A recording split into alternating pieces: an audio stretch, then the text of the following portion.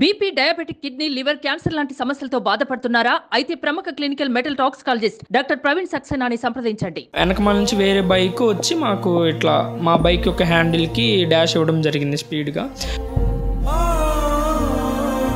వెంటనే అలా లారీ వచ్చేసి 2 legs మీద నుంచి నాకు రోల్ అయిపోయింది. మనీ వైజ్ అయితే మనకి సపోర్ట్ లేదండి. అయితే మేము బయట ఎవరన్నా ఇస్తారేమో అని అట్లా చూడడం జరిగింది, కానీ మనకెవ్వరూ మనకి సపోర్ట్ చేయలేదు. నారా లోకేష్ గారు వచ్చారు, మామూలుగా ఇలా జరిగిందని తెలుసుకొని మాకు హాస్పిటల్కి వచ్చి మమ్మల్ని కలిసి మాకు ఆర్థికంగా సహాయం చేశారు. అప్పటికప్పుడు ఒక 1 lakh rupees ఇచ్చారు.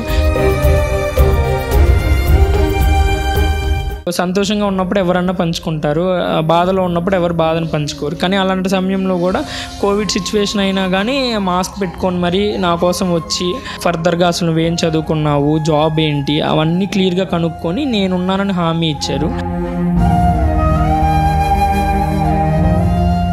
Welcome to Suman TV. నేను మీ నవీన్. ప్రస్తుతం నేను మంగళగిరిలోని టిట్కో హౌస్ వద్ద అయితే ఉన్నాను. సో ఇక్కడ నవీన్ అనే ఒక పర్సన్ అయితే నేను కలిశాను.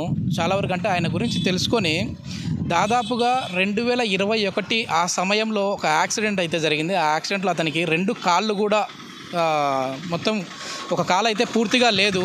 సో 2 కాళ్ళు కూడా డ్యామేజ్ అయిపోయాయి.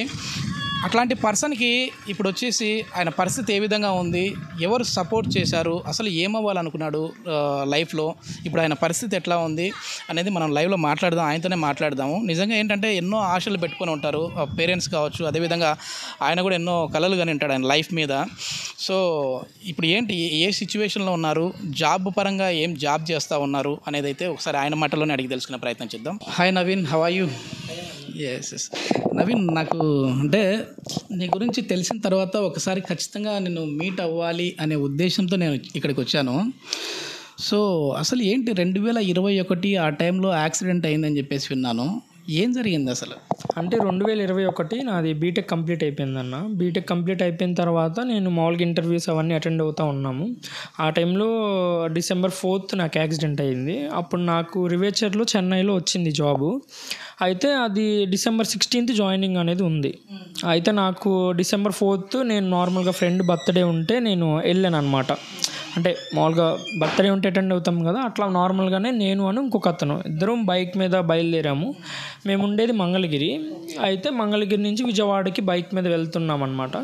అయితే అక్కడ వెళ్ళే దారిలో మామూలుగా వారధి ఉంది. అక్కడ వారధి మీద ట్రాఫిక్ అయితే జామ్ అయింది. అయితే మేము అక్కడ ఆగాము. అయితే ఆగి తర్వాత మేము క్లియర్గా మళ్ళీ ఆ క్రమంలో ఏమైందంటే వెనకమాల నుంచి వేరే బైక్ వచ్చి మాకు ఇట్లా మా బైక్ యొక్క హ్యాండిల్కి డాష్ ఇవ్వడం జరిగింది స్పీడ్గా. మేమైతే స్లోలోనే ఉన్నాము, అప్పుడే ట్రాఫిక్ అనేది మూవ్ అవుతూ ఉంది కాబట్టి. కానీ ఇంకా ఏమైంది, నేను రైట్ సైడ్కి ఇట్లా పడిపోయాను అనమాట. బైక్ యాక్సిడెంట్ అయింది, రైట్ సైడ్ పడిపోవడం వెంటనే అలా లారీ వచ్చేసి 2 legs మీద నుంచి నాకు రోల్ అయిపోయింది. అయితే అదే టైంలో ఇంకా మణిపాల్ హాస్పిటల్ దగ్గరలో కాబట్టి నాకు ఇది అంటే మోకాలు కింది భాగం వరకు పూర్తిగా లేదు నవీన్. ఓకే, ఇది ఓకే, నాకు కింద స్కిన్ అంతా పీల్ అయిపోయింది. పీల్ అయిపోయి ఇటు సైడ్ నార్మల్గా స్కిన్ అనేది పైది తీసారన్నమాట. ఓకే ఓకే, స్కిన్ పీల్ చేసేసి నాకు ఇక్కడ వేసారు. మొత్తం ఇటు స్కిన్ రీకన్స్ట్రక్షన్ అయితే చేశారు. ఈ కాలు కూడా పూర్తిగా ఇదే అయినదా? 2 legs పూర్తిగా, ఇది జస్ట్ బోన్ వరకే ఉంది, జస్ట్ ఈ పైన బోన్ వరకే ఉంది. కింద స్కిన్ కానీ మజిల్ కానీ అసలు ఏం లేదు, మొత్తం నాకు క్రష్ అయిపోయి అట్లా అయిపోయింది. ఓకే నవీన్, ఏంటంటే నిజంగా మన ఏజ్ అంటే ఒక 25, 30 లేదంటే బీటెక్ అయిపోయిందంటే కరెక్ట్ 22, 21 సంవత్సరం. సో ఎన్నో కలలు కానీ ఉంటావు. అంటే ఏంటి నీ అంబిషన్ ఏమున్నది నీకు, మామూలుగా ఏమవ్వాలని అనుకుంటా ఉన్నావు? ఇప్పుడు నీకు మోరల్గా సపోర్ట్ లాగా ఎట్లా ఎవరున్నారు, అదేవిధంగా ఫ్యామిలీ సపోర్ట్ ఎట్లా ఉంది, ఫినాన్షియల్గా అమ్మ నాన్న వాళ్ళు సెటిల్డేనా ఏంటి, దీని గురించి చెప్పండి. మా మమ్మీ డాడీ ఏమో మంగళగిరి వెజిటబుల్ మార్కెట్లో మామూలుగా వెజిటబుల్ సెల్లర్స్గా ఉంటున్నారు. మా మమ్మీ అయితే 20 years నుంచి, మా ఫాదర్ ఒక 50 years, మా ఫాదర్ 54 years మా ఫాదర్ ఏజ్. మా ఫాదర్ ఏజ్ 16 years ఉన్నప్పటి నుంచి ఆయన మామూలుగా వెజిటబుల్ మార్కెట్లోనే ఉన్నారు. అయితే మాది ఫైనాన్షియల్గా అంత ఉన్న ఫ్యామిలీ ఏం కాదు, నార్మల్గా వెజిటబుల్ సెల్లర్ ఫ్యామిలీ. టిట్కో హౌస్లో ఉంటా ఉన్నారు. గవర్నమెంట్ అప్పుడు మామూలుగా టీడీపీ గవర్నమెంట్ ఉన్నప్పుడే మనకి హౌసెస్ అనేవి అలాట్ అయిపోయినాయి, కాకపోతే మనకి ఇవ్వలేదు. కానీ మాకు ఈ గవర్నమెంట్ వచ్చిన తర్వాత అనేది మనకి అలాట్ చేశారు. ఆఫ్టర్ 3 years ఇచ్చారు మనకి. అయితే మా అయితే వెల్ సెటిల్ ఫ్యామిలీ అయితే కాదు మాది. అయితే మేము యాక్సిడెంట్ అయిన తర్వాత ఇంకా మా ఫ్యామిలీ మొత్తం ముందు అసలు ఏమైంది, ఎలా బతికించుకోవాలి, మనీ లేవు అనే దాని మీదే చాలా ఇబ్బందికి గురయ్యారు. ఖర్చు అయింది ఇది నవీన్? మాకైతే ఒక 12 to 15 lakhs దాకా అయ్యింది. మామూలుగా ఓవరాల్ నాకు మెడికల్ ఎక్స్పెన్సెస్ కావచ్చు మొత్తం. నేను 50 days హాస్పిటల్లో ఉన్నాను. 50 days హాస్పిటల్ తర్వాత కోవిడ్ పేషెంట్స్ ఎక్కువ అవుతున్నారని చెప్పి ఇంటికి పంపించేశారు డిశ్చార్జ్ చేసి. అయితే నేను మళ్ళీ ఇంట్లో ఉండి కూడా నేను ఒక 50 days నాకు ట్రీట్మెంట్ అనేది ఇంటికి వచ్చి చేశారు. పర్ డేకి 5,000 అట్లా ఖర్చు అయింది. ఏది ఓన్లీ వాళ్ళు ఛార్జ్ చేసి. మళ్ళీ నాకు ఏమవ్వాలనుకున్నావు యాక్చువల్గా? మామూలుగా నేనైతే నార్మల్గా బీటెక్ అనేది కంప్లీట్ చేసుకున్నాను. అయితే నేను మా ఫ్రెండ్ ఇద్దరం జర్మనీ వెళ్ళి మామూలుగా ఎంఎస్ చేసిన తర్వాత మనం ఫర్దర్గా ముందుకెళ్దాం అనుకున్నాము. ఒక జాబ్ చేసి తర్వాత ఒక బిజినెస్ అనేది పెట్టి మంచిగా సెటిల్ అవుదామనే ఒక ఐడియా అయితే ఉంది. పాస్పోర్ట్ ఇవన్నీ సెట్ చేసుకున్నాము. జర్మన్ లాంగ్వేజ్ కోచింగ్ కూడా వెళ్ళడం జరిగింది. కానీ మనకి సడన్గా యాక్సిడెంట్ అవ్వటం వల్ల ఇంకా మనం డ్రాప్ అయిపోయాము. మా ఫ్రెండ్ అయితే ఆల్రెడీ వెళ్ళాడు, లాస్ట్ ఇయర్ మార్చ్లో వెళ్ళాడు, 1 year కంప్లీట్ చేసుకున్నాడు. యాక్సిడెంట్ అయిన తర్వాత మామూలుగా సపోర్ట్ ఎట్లా ఉన్నది? అంటే ఫ్యామిలీ సపోర్ట్ కావచ్చు, లేదంటే బయట నుంచి సోషల్గా కావచ్చు, ఎట్లా ఉన్నది? ఫ్యామిలీ సపోర్ట్ అయితే అంత మాకు నార్మల్గా మనీ వైజ్ అయితే మనకి సపోర్ట్ లేదండి. అయితే మేము బయట ఎవరన్నా ఇస్తారేమో అని అట్లా చూడడం జరిగింది, కానీ మనకి సపోర్ట్ చేయలేదు. కానీ సడన్గా మనకి నారా లోకేష్ గారు వచ్చారు. మామూలుగా ఇలా జరిగిందని తెలుసుకొని మాకు హాస్పిటల్కి వచ్చి మమ్మల్ని కలిసి మాకు ఆర్థికంగా సహాయం చేశారు. అప్పటికప్పుడు ఒక 1 lakh rupees ఇచ్చారు. తర్వాత ఫర్దర్గా కూడా మా గురించి మెడికల్ ఎక్స్పెన్సెస్ అన్నీ చూసుకున్నారు మంచిగా. నాకైతే ఆ సార్ రావటం అనేది చాలా మంచిగా అనిపించింది. ఎందుకంటే ఈ రోజుల్లో మనకి ఎవరు లేరు. ఇప్పుడు సంతోషంగా ఉన్నప్పుడు ఎవరన్నా పంచుకుంటారు, బాధలో ఉన్నప్పుడు ఎవరు బాధను పంచుకోరు. కానీ అలాంటి సమయంలో కూడా కోవిడ్ సిచ్యువేషన్ అయినా కానీ మాస్క్ పెట్టుకొని మరి నా కోసం వచ్చి క్లియర్గా కనుక్కొని హాస్పిటల్ మేనేజ్మెంట్తో మాట్లాడి ఎలా ఉంది సిచ్యువేషను, ఫర్దర్గా అసలు నువ్వేం చదువుకున్నావు, జాబ్ ఏంటి, అవన్నీ క్లియర్గా కనుక్కొని నేనున్నానని హామీ ఇచ్చారు. మంచిగా నువ్వు స్టోన్ లాగా ఉండాలి, సెట్ అవ్వాలి, మంచిగా నువ్వు సెట్ అయిన తర్వాత నేనున్నాను, నేను చూసుకుంటాను, జాబ్ కావచ్చు ఎలా అయినా నేను చూసుకుంటా, నువ్వు ముందు నాకు సెట్ అవ్వటం కావాలి. కోలుకుంటానని కూడా అనుకోలేదు. ఎందుకంటే నాకు జరిగింది చిన్న ఇన్సిడెంట్ కాదు. నేను ఫస్ట్ మణిపాల్లో జాయిన్ అయినప్పుడు అసలు ఛాన్స్ లేదని చెప్పడం కూడా జరిగింది. ఆ సపోర్ట్ అనేది నాకు దొరకటం అనేది చాలా నేను చేసుకున్న అదృష్టంగానే చెప్పాలి.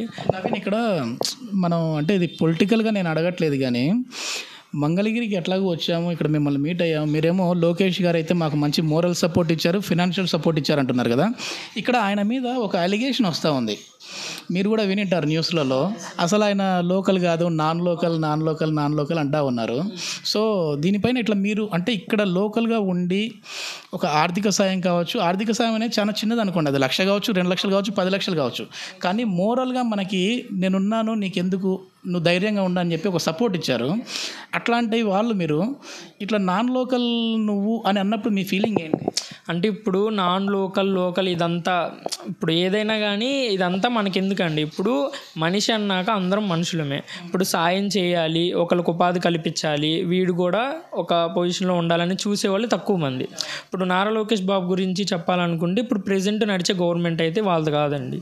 అయితే ఇప్పుడు అయినా కూడా లాస్ట్ టైం ఇక్కడ పోటీ చేశారు, ఓడిపోయినా కూడా మామూలుగా ఇంకా ఓడిపోయాంగా మనకెందుకు ఇది అని చెప్పి వెళ్ళిపోకోకుండా ఇప్పుడు ఎవరికైతే సాయం కావాలి వాళ్ళ దగ్గర ఖచ్చితంగా నారా లోకేష్ గారు ఉంటున్నారు. ప్రెజెంట్ ఉన్న గవర్నమెంట్ ఉందండి. ఇప్పుడు వాళ్ళ గవర్నమెంట్ నుంచి ఫండ్స్ వస్తాయి, వాళ్ళు ఎట్లాగైనా డెవలప్మెంట్ చేయగలరు, రోడ్స్ కావచ్చు, ఏమన్నా కావచ్చు. కానీ లోకేష్ బాబు గారికి మామూలుగా అట్లేమి ఉండదు కదా. ఇప్పుడు అధికార పార్టీ వారు అంటే సిట్టింగ్ ఎమ్మెల్యేగా ఉన్నారు కదా, వాళ్ళు ఏమైనా మీరు వాళ్ళని అప్రోచ్ అవ్వడం కానీ, వాళ్ళు మిమ్మల్ని అప్రోచ్ అవ్వడం కానీ ఇట్లా బాలేని టైంలో అడిగారా? అంటే నార్మల్గా మేమైతే స్పెసిఫిక్గా వెళ్ళి ఏం అడగలేదండి. నార్మల్గా వస్తూ ఉంటారు కదా, అట్లా వచ్చినప్పుడు మేము చెప్పామన్నమాట, ఇది ఆల్ రామకృష్ణ గారు ఉన్నారు కదా ఎమ్మెల్యే, వస్తే మామూలుగా చెప్పాం, ఇదండి కండిషను, ఇట్లా నేను చదువుకున్నాను, ఇట్లా నాకు సడన్గా యాక్సిడెంట్ అనేది జరిగింది, నాకు జాబ్ అయితే లేదు, ఏమన్నా జాబ్ ఇప్పించగలరా అని చెప్పి మామూలుగా అడిగామన్నమాట. అంటే కరెంట్ సిచ్యువేషన్ బాగాలేదని చెప్పి. అయితే మనకి అంత పట్టించుకోవడం అనేది ఏం జరగలేదండి. మేమైతే హోల్ హార్టెడ్గా అడిగాము, కానీ మాకు అంత సపోర్ట్ అయితే ఏం చేయలేదు. అసలు జస్ట్ మేము అడిగిన దానికి కూడా రెస్పాన్స్ అనేది మాకు ఇవ్వలేదండి మాటల్లో కానీ. ఇప్పుడు మీరు కోలుకున్న తర్వాత లోకేష్ గారిని కలిసారా? అంటే నువ్వు ముందు ఒక సెట్ అయిన తర్వాత మళ్ళీ నీకు జాబ్ కావాలంటే నేను జాబ్ చూస్తాను, అదేవిధంగా ఏదైనా సపోర్ట్ కావాలంటే నేను ఇస్తానని చెప్పేసి ఆయన చెప్పారు కదా, హామీ ఇచ్చారు కదా. మీరు మళ్ళీ నేను ఇప్పుడు కొంచెం పర్లేదు నాకు తెలిసినంత వరకు. సో ఆయన ఏమైనా కలిసారా? ఏదైనా జాబ్ విషయంలో కావచ్చు, లేదంటే ఏదైనా బిజినెస్ పెట్టుకోవాలి అని అనుకుంటా ఉన్నానని కావచ్చు. అంటే అట్లాంటిది ఏం లేదండి. మామూలుగా మనం రికవరీ అయిన తర్వాత ఇక్కడ సంజీవని హాస్పిటల్ అని మా ఇంటి దగ్గర ఓపెన్ చేశారు. దాని ఓపెనింగ్కి వచ్చేటప్పుడు ఇల్లు పక్కనే కదా అని చెప్పి వెళ్ళాము. అయితే వెళ్తే అప్పుడు మీట్ అయ్యాను, కలిసి మంచిగా మాట్లాడి మంచిగా సెట్ అయ్యావు, బయటకు అయితే రావద్దు, ఇంకా మంచిగా సెట్ అవ్వు, జనంలో వద్దు, ఎవరైనా బై మిస్టేక్ లెగ్ దొక్కినా కూడా నీకు చాలా టైం పడుతుంది రికవరీ అవ్వడానికి, నువ్వు ఫస్ట్ రికవరీ అవ్వు, రికవరీ అయిన తర్వాత వచ్చి నన్ను కలువు, నేను ఇక్కడే ఉంటాను, నీకు ఇబ్బంది ఏం లేదు, రికవరీ అయిన తర్వాత నువ్వు వచ్చి కలవచ్చు, అప్పుడు మనం మాట్లాడదాం అని. ఎట్లా మరి ఫైనాన్షియల్గా ఇప్పుడు అంటే మీరు జాబ్ ఆన్లైన్, నాకు ఆఫ్ ది రికార్డ్ చెప్పింది ఏంటంటే వర్క్ ఫ్రమ్ హోమ్లో జాబ్ చేసేవాని అని చెప్పావు కదా, ఇప్పుడు అది కంటిన్యూ చేస్తున్నావా లేదు అని అంటే ఇంకా ఏదైనా చేస్తున్నావా జాబ్? అంటే నాకు ఇదివరకు చేశాను కదా, అది మామూలుగా మనకు ఆఫీస్కి రమ్మని వాళ్ళు చెప్పారు, కానీ మనదేమో వెళ్ళలేని సిచ్యువేషన్ కదా, అయితే ఇంకా మనం డిస్కంటిన్యూ చేయాల్సి వచ్చింది, రిజైన్ చేసేసాము. అయితే ఇప్పుడు ప్రెజెంట్ అయితే నాకు జాబ్ అయితే లేదు, వర్క్ ఫ్రమ్ హోమ్ ఆపర్చునిటీ కూడా నేను ట్రై చేస్తున్నాను, కానీ ఏ కంపెనీ నాకు వర్క్ ఫ్రమ్ హోమ్ ఇవ్వడానికి రెడీగా లేరు. ఎందుకంటే బయట మనకి తెలిసిందే కదా, జాబ్స్ లేవు, ప్రెజెంట్ ఉన్న గవర్నమెంట్ మనకు జాబ్స్ ఏం తీసుకురావట్లేదు కదా. సో అందుకని చెప్పి నేనే ఇంకా ఒక చిన్న ట్యూషన్ లాగా పెట్టుకొని దాంతో ఒక 10,000 అట్లా వస్తున్నాయి. ప్రెజెంట్ మెడిసిన్స్కి కానీ అట్లా అవి సరిపోతున్నాయి. ఇది మొత్తం మీద ఏంటంటే చాలా వరకు ఈ ఏజ్లో ఎన్నో కలలు కంటూ ఉంటాము. అదేవిధంగా నవీన్ కూడా జర్మనీ వెళ్ళి ఒక ఐటీ జాబ్లో సెటిల్ అవ్వాలి, వచ్చిన తర్వాత మంచి బిజినెస్ అయితే స్టార్ట్ చేయాలని చెప్పేసి అనుకున్నారు, కానీ దురదృష్టవశాత్తు ఈ విధంగా జరిగింది. కానీ ఏంటంటే మనము చాలా ఇదిగా ఉండాలి నవీన్, ఏంటంటే ఎన్నో కష్టాలు వస్తూ ఉంటాయి, పోతూ ఉంటాయి. సో ఇది నిజంగా చెప్పాలంటే కూడా మాటలో చెప్పలేం. ఇప్పుడు చెప్పేదానికి మీకేం మంచిగా ఎన్నైనా చెప్తారు, కానీ ఇప్పుడు అనుభవిస్తుంది నేను అనే ఫీలింగ్ మీకు ఉంటుంది. కానీ ఏమీ కాదు, హ్యాపీగా చాలామంది ఉన్నారు, చాలామంది మంచోళ్ళు ఉన్నారు. అదేవిధంగా మీకు హామీ ఇచ్చిన లోకేష్ గారు ఉన్నారు. ఇప్పుడు చంద్రబాబు గారు నేను అధికారంలోకి వస్తే వర్క్ ఫ్రమ్ హోమ్ని తీసుకొని వస్తాను చాలా వరకు అని చెప్పేసి ఆయన అంటూ ఉన్నారు. సో చాలా వరకు అయితే హోప్స్ అయితే పెట్టుకుందాము, మంచి ఐటీ కంపెనీస్ అయితే వస్తాయి. పైగా ఇది రాజధాని ప్రాంతం కూడా, ఇక్కడే మీకు దగ్గరగానే ఐటీ కంపెనీ వచ్చిందంటే ఇంటి దగ్గర నుంచి హ్యాపీగా వర్క్ చేసేసుకోవచ్చు. సో వస్తుందని నమ్మకం ఉందా? మళ్ళీ రాజధాని ఇదే అవుతుందని?